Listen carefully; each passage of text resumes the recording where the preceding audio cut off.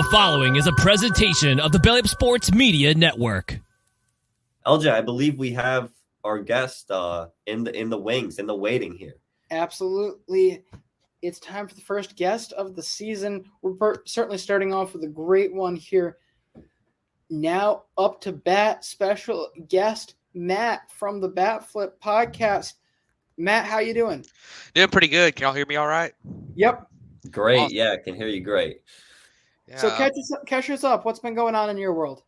Not too much. Just been really excited for opening day today. I've been watching some baseball all day. I was working today, but I work from home most of the time. So yeah, that's nice for opening day to be able to kind of watch the games as I'm finishing up work. And yeah, it's been great. Super excited for the season. It's going to be a crazy season, and with all the rule changes and everything, I'm still getting caught up on it. And yeah, I'm excited. How about you guys? How are y'all doing? Oh, we're busy as ever, but very excited for this adventure to start once again, as it does every year. Now, Matt, you mentioned the rule changes here. Overall, what have been your feelings? I mean, this is a lot of change to happen in 1 year. Yeah, so I think that it's been very interesting for sure. The games have been a lot faster today. I know that they were talking about. I was watching the end of the Rangers versus Phillies game, and they were talking about how that game ended up being right at 3 hours, like on the dot. And in the past, that was an 11-8 game. I think was the final, and it ended up typically would have been like a 4 hour game, just lots of step offs, just constant pitching changes and everything, and then the pitchers taking a long time, especially with so many pitches being thrown. So I think that that's been a good thing. It seems to be pretty well received among a lot of fans. I think the shift changes, I haven't noticed too much yet. Obviously, you can still shift to a certain level. You just can't have the guy way around in right field. So, I noticed maybe a couple more hits in the games I've watched today from that, but nothing too crazy there. And then the new stolen base stuff with the pickoffs being limited and the larger bases.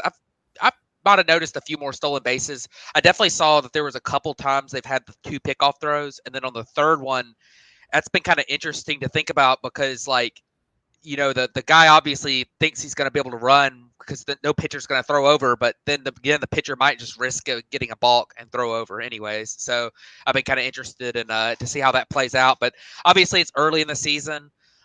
So I think a lot of these changes you probably won't see too much until like later on. We can kind of get a larger sample size with all the trends and everything, but it seems to be pretty well received so far. And today's been pretty great. And to follow up on the stolen base thing, obviously not only is it the pickoffs, the size of the bases too. Who do you see being best impacted by that in terms of base runners? For stolen bases, I think guys like Ronald Acuna Jr. is one that's going to be benefited by that. I think that you look at maybe like a Bobby Witt or somebody. I think maybe guys who are pretty good on base, guys who who have speed, I think are going to be helped a lot by that.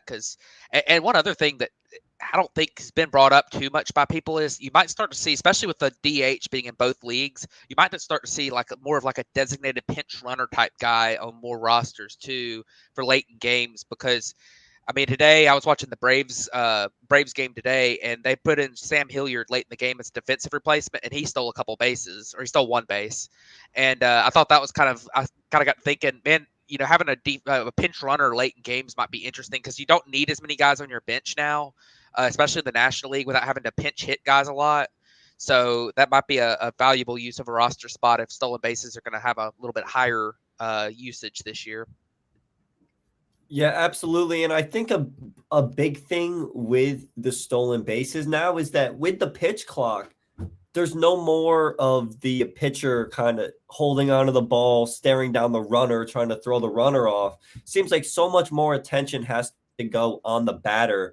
And then you combine that with the disengagement rules and, all of that in general and the larger bases that I think we're going to see a lot more stolen bases. I don't know the exact numbers, but I saw some stat on Twitter the other day, and it was like there was a significant amount more of stolen bases in spring training than there was in 2022.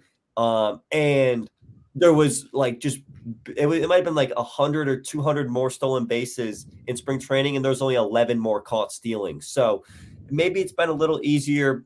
Maybe that was a small sample and it's hard to tell, but in general, I think it's going to make the game more exciting when there's action on the base paths. That's what a lot of people want to see. So I certainly do think that those changes were good for the game. You did mention watching the Braves, and of course, you are a Braves fan.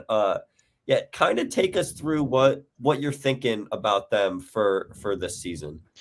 Yeah, so I picked them on our show to win the World Series, and the main reason I picked them was just because like this year I feel like everything's just wide open, and I just said, you know what, I have no idea because I think I've got a list of like 8 or 9 playoff teams that I'm pretty sure are going to make the playoffs, and I'm like, you know what, I'm just going to be a homer out of those teams.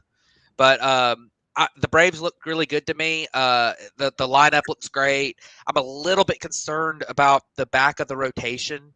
I really like Max Fried. Of course, he did tweak his hamstring today. It sounds like he might miss 1 or 2 starts. I don't think he's going to miss too much time. It didn't look that bad. And I think Spencer Strider is probably going to be really good.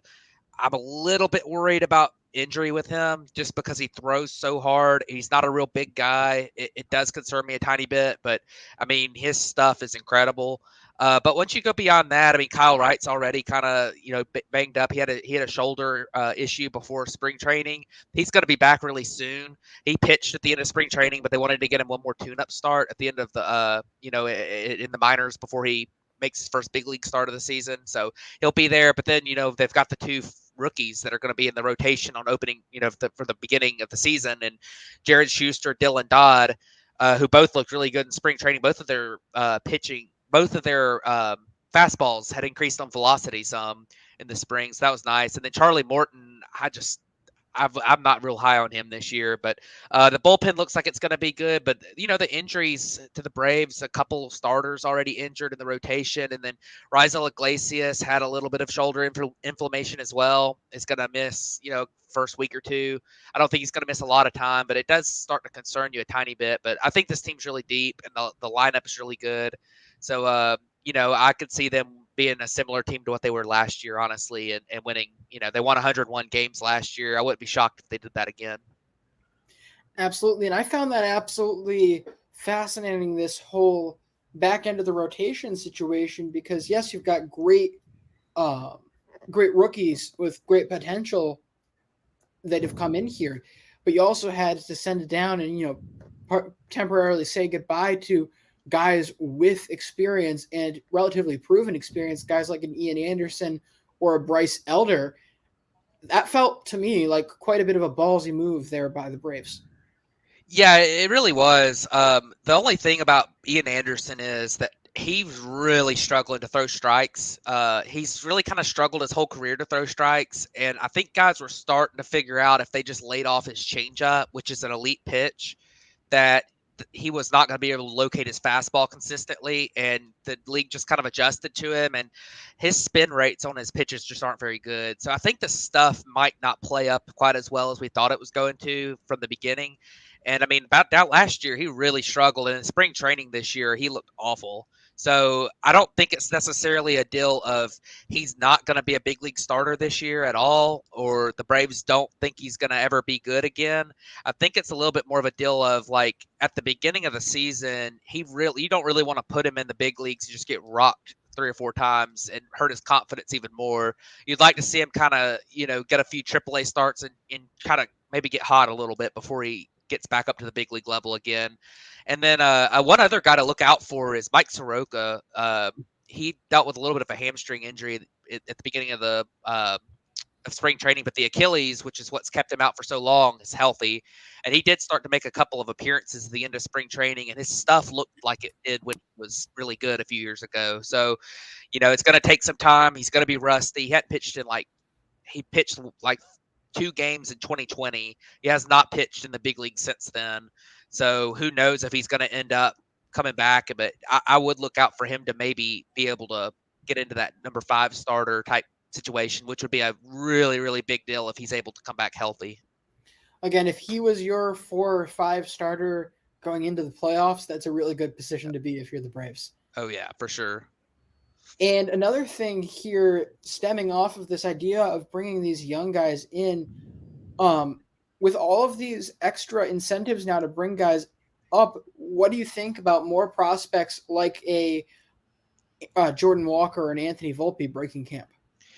Yeah, I think the big thing with those two guys is that I think that the big league club, like the Yankees and the Cardinals, with those guys, they feel like they're in, they're obviously contending teams. Both of them are favored to win their divisions, or at least with the Yankees, they're favored to make the playoffs, and they're kind of co-favorites in that division with the Blue Jays. But both of them know that they need every win they can get, in order to pull that off. And that if Volpe is your best guy and Jordan Walker is your best guy, you need him in the big leagues from day one. A lot of people kind of, when you start off the season, kind of sit there, they're like, oh well, it's not that big of a deal. We can come along slowly. They'll get in there in a couple weeks, But these games still do count at the beginning of the season, and at the end of the season last year, you had several divisions and wild card races. I mean, I think the Phillies made the playoffs by like one game last year. The NL East ended in a tie last year. So, opening day does matter. And I think that getting any win you can, especially, I think Jordan Walker's got a couple RBIs today in a one-run game. So, it's a big deal to have those guys come up. And Volpe, I think, scored a couple runs for the Yankees today. So, I think that you're going to see teams like the Pirates or the Reds or these rebuilding teams maybe let guys stay in AAA for the service time manipulation, or they might also still need a little bit of development. I mean, I heard a lot of Reds fans complaining about Ellie De La Cruz being in AAA or not being in the majors, and it's like, he struck out like 31% of the time at AA last year. He's a really talented guy, but he does still need some seasoning. And the same can be said with the Braves for Vaughn Grissom defensively. Like, there was a lot of people who thought he was going to end up in the starting shortstop, but there is reason to maybe keep him in AAA. Just let that defense kind of improve a little bit, get his feet under him, get hot, get ready for the season. So, but yeah, I love it. I love seeing Jordan Walker in the big leagues. I think he's going to be great. I really, really think Anthony Volpe is going to be a solid player as well. So definitely excited to see those guys get their shot early on. And you're here talking about Vaughn Grissom potentially being, the future shortstop here and potentially the current shortstop for the Braves. For a while, I was sitting here talking about Vaughn Grissom as the next left fielder for the Atlanta Braves, that being if they'd kept around Dansby Swanson. He, of course, gets the big deal from Chicago. What were your thoughts on that?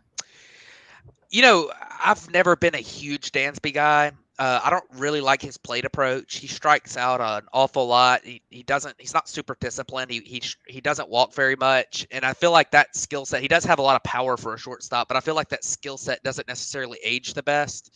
And, but so I would have liked to have brought him back. I do like Dansby Swanson, but I'm not really the high guy on him. And, I thought the contract that the Cubs gave him was a little bit of an overpay for his skill set. Now, he had a great year last year, and I just don't know if he's going to be able to continue to do that. But I kind of hated that the Braves didn't bring in a veteran. There are some things that were encouraging last year with Orlando Arcia, who who was starting today. He actually had a good game today on opening day, and I think that he is he's a big leaguer. He's not. He's a legit big leaguer. He's not like they're just throwing some AAA guy out there at shortstop or something. But I agree with you. I thought Vaughn Grissom, to me, I thought he was going to be a guy that you could probably put out in left field at some point. I was on that train. I still kind of am. I don't know if he is going to be the guy defensively at shortstop, especially as we were talking about earlier with the shift ban rules. Infield defense you are going to need a little bit more range in the infield because positioning is going to be a little bit more difficult. And I don't think Vaughn Grissom really has as much range as some of these other defensive infielders have that are really good shortstops. So I would have liked him in left field, but it's worth giving him a shot at shortstop because that is such an important position. If you do feel like he can play it, then that's something that I think he'll end up in the big leagues at some point, not too distant in the future here. And the Cardinals, they're just doing their best to blow this game. Ryan Helsley comes in and gives up a run. It's 9-9 now. This game has been insane back and forth. Bo Bichette now, I think 4 for 6, has reached base 5 times. Great game for him today. But guys, do we want to kind of get into a little, Matt, you did say you picked your Braves to win the World Series. LJ, do you think now is an appropriate time to maybe run through the divisions and just give our quick thoughts, or what do you think, LJ? Let's just focus in on Matt and his takes. What teams do you think you're really looking at as favorites, and what teams are going to surprise you? So the favorites for me in the division, I guess by division, the Braves are my favorite in the East. In the Central, I did pick the Cardinals. In the West, I picked the Padres. And in the American League, I believe I picked the Blue Jays to win the East. I picked I think I picked the Twins in the Central. And in the West, I picked in the AL West, I picked the Astros. I do think, and every year we talk about it with the surprises. I'm drinking the Kool-Aid for the 5th year in a row with the Angels. I can't help myself. I can't fathom the fact that the 2 best players in the world are on the same team and they can't make the playoffs. So that's kind of one of my surprise teams. I liked some of their offseason moves, and I feel like some of their pitching development has improved with the additions of, with Patrick Sandoval having his breakout last year. He looked great in the WBC. And I've been hearing a lot about Reed Detmers in spring training, his velocity being way up, which would be nice for them to get that second good lefty to go along with. And then the addition of Tyler Anderson as well in their rotation. I'm a little skeptical of their bullpen, but also like some of the moves they did in their lineup. They brought in Hunter Renfroe. That was a nice move, in my opinion. I think that, bringing in Drury will help them a little bit, and just health. I mean, that's a team that it just feels like they probably would have been a lot better than they ended up the last few years. Like, say, what if Anthony Rendon stays healthy this year?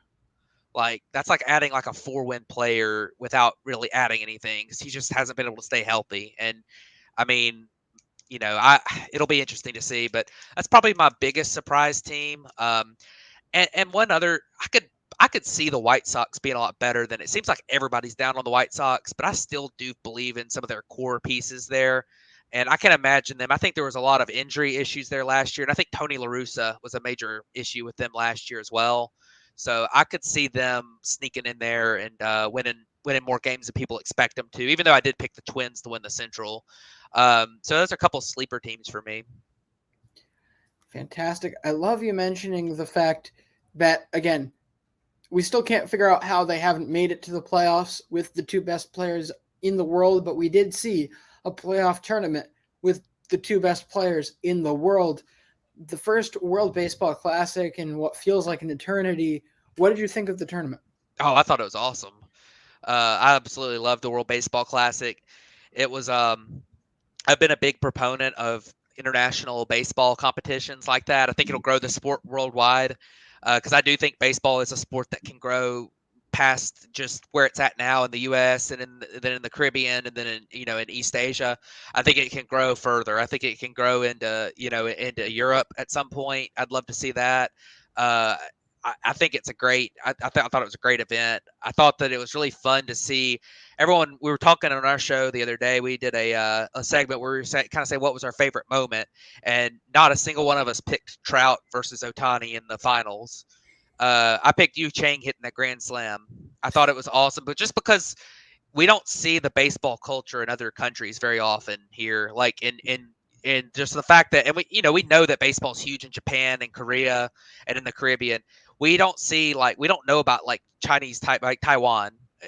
And I thought it was awesome that like there's that crowd in Taiwan for that game. And then, the story behind Yu Chang and him being on that team.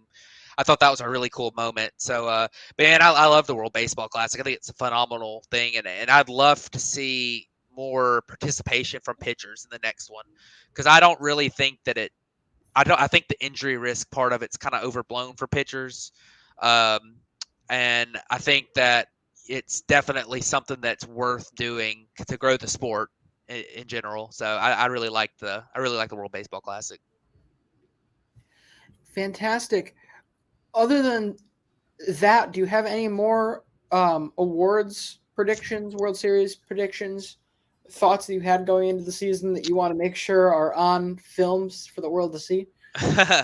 um, well, I think that the other day we did a little thing where we picked some, we kind of picked our pick for the awards, which we kind of picked our obvious picks. Like, I mean, I picked Otani for MVP. Who's not picking Otani for MVP this year, or at least putting them in their top 2 or 3?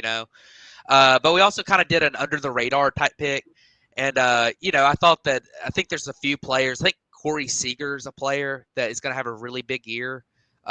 He's kind of my sleeper MVP pick, just because he improved some defensively last year and when he got to Texas, and he was affected more by the shift than anybody else. And he's already got a track record of being a great player, but I think last year his batting average on balls in play was like extremely low, and a lot of it had to do with the shift. He had like 20 more outs in the shift than anybody else did, which was pretty crazy. But that was one. I think another kind of sleeper pick that I had, I didn't pick him for my top Cy Young pick. I don't remember who I picked on our show, honestly, but George Kirby was the guy I'm looking for, and because I really like his stuff, and if he can pitch enough innings, which I don't know if the Mariners might limit his innings again, but if he can pitch enough innings, I really like him, and maybe being kind of a sleeper Cy Young type guy. But I definitely thought those were a couple guys who are interesting, and then I think the Rookie of the Year battles are going to be really interesting too, because I think in the American League, there's like 6 or 7 guys who I could legitimately see winning Rookie of the Year. I mean, you've got Gunnar Henderson, you've got nobody's really mentioning Masataka Yoshida. I think that's a good one to look at. My $200 bet slip is. Is it? Yeah. The thing is, like, all these other guys are really unproven. They're AAA players who are prospects that are coming up, and you never know what you're going to get. You might get a Spencer Torkelson from last year type thing. But Masataka Yoshida's been playing in the second best league in the world and absolutely killing it over there. And he's come over and he did great in the WBC, and I think he did pretty good today, didn't he? Yes. I think he had a couple of hits, maybe, or well, he had at least one hit I saw. But so that's a couple guys who I think are in there. But I mean, you also got you never know, like an Oscar Colas for the White Sox might be another guy who he's at the big league level. He's kind of got some experience playing in high level baseball that's even higher than AAA level, playing overseas. So I think there's several different players who are going to have a good shot at that Rookie of the Year season. I also thought Logan O'Hoppe is another guy that I really like, rookie coming up. So I think it's really cool to see all these rookies, as we were talking about earlier. And I think that Rookie of the Year race in the American League is going to be really fun. Brandon, did you have anything else you wanted?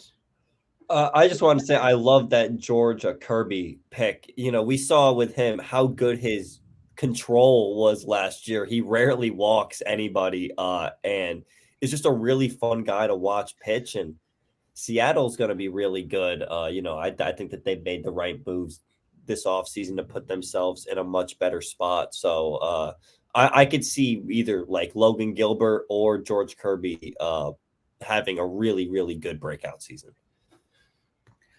All right, Matt, was there anything you wanted to talk about in particular that we haven't gotten to yet? I don't know. What are y'all's thoughts on the day so far, man? It's been a lot of fun. I hate that there haven't been quite as many close games, so far, but I guess the night's still young, and I like. I think the cool story of the day might be Rutschman's getting on base 6 times, hitting a home run, like that. Judge hitting the home run on the opening. What's y'all's favorite moment from opening day so far been?